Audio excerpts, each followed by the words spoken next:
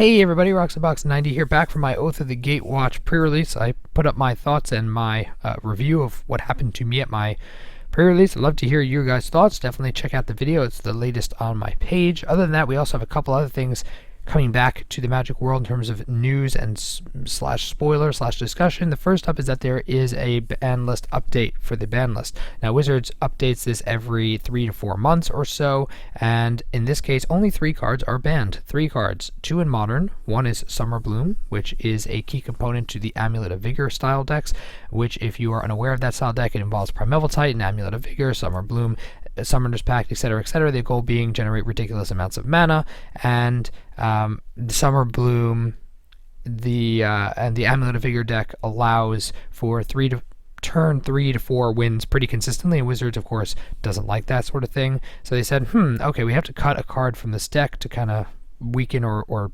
prevent it from being a dominant deck. And if we let Summer Bloom stick around, then what's going to happen? Summer Bloom ramp deck is still going to exist. It's just going to be a little slower. But if we ban Amulet of Vigor, then exactly. And if we ban Summer Bloom, then Amulet of Vigor decks probably won't happen. Period. So I guess that was the thinking, that this is the more powerful of the 2 cards in terms of impact. Sure, I suppose. But in this case, we'll have to see what happens. More importantly, Splintertwin is banned. So for all of you who wanted to play twin style decks or have invested in twins recently, I really feel for you. I do. Splintertwin is a very powerful card. Twin related decks have been around for a long time in the Modern format, and I don't know if this is a policy of Wizards that when a deck is consistently doing very well across the Modern format or deck styles, and they just go and uproot the deck. They just did it with Pod not too long ago, and now they just did it with Splintertwin.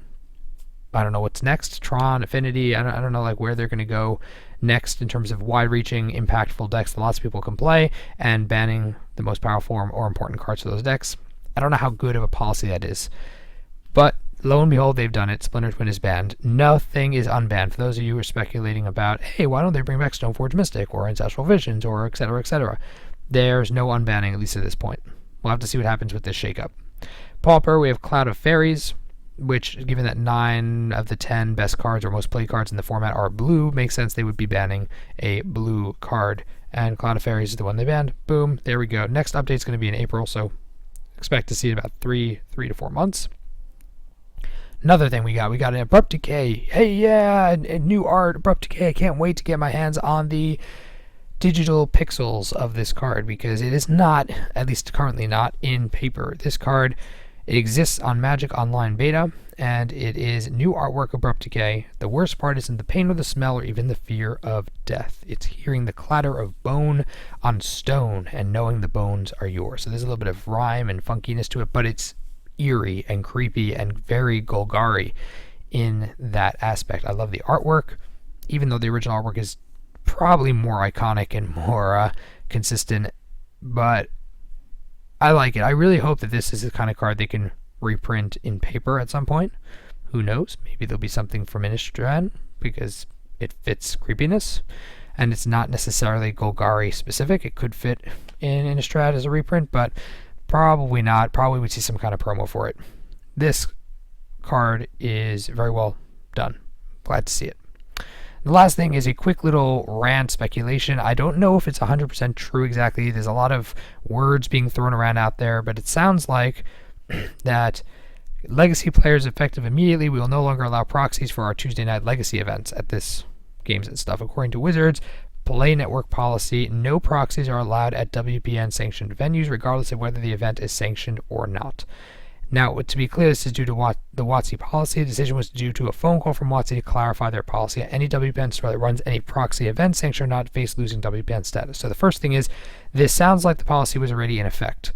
That it's just that, oh, we got a phone call clarifying their policy. This was already the effect. Some people have been saying, oh, look, Wizards is preventing people from playing proxies in tournaments now. They're evil and so on. But I'm pretty sure this was an ongoing effort for WPN things. What makes me frustrated about this kind of a reiteration or announcement is the fact that that's even Wizards policy to begin with. Because the concept of proxies for Legacy / and I think this is Vintage as well, tournaments, for sanctioned events, I get it. I really do. you're having tournaments and stuff, you're trying to prevent counterfeits. There's enough problems out there trying to make sure that people who are playing play with real cards. And it's kind of, if it's being an official big event, people who have the real cards and the real investment in the game, that making sure they can play is fine. But a lot of local stores want to provide the format to be able for people who want to be able to test.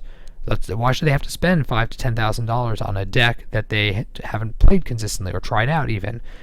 Being able to try it out in person, I don't see why that would be a problem, especially if it's a non-sanctioned event or it's just a local event.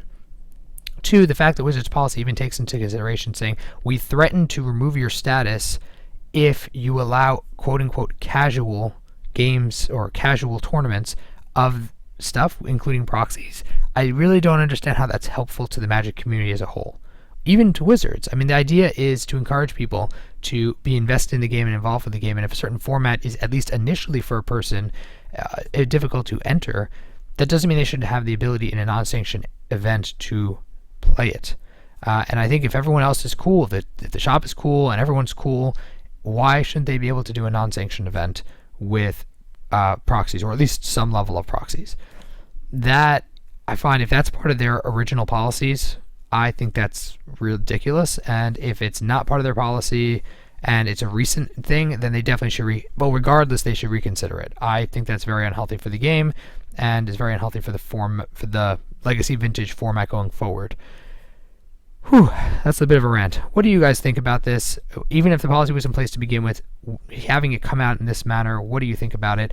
What do you think of the Abrupt Decay promo? What do you think of the new ban list changes? Are you upset? Happy? Whatever you're feeling, put it down below in the comment section. I'll have to chat about it. And otherwise, thanks for watching, everyone. As always, Roxy Box 90 signing out. I'll see you guys next time.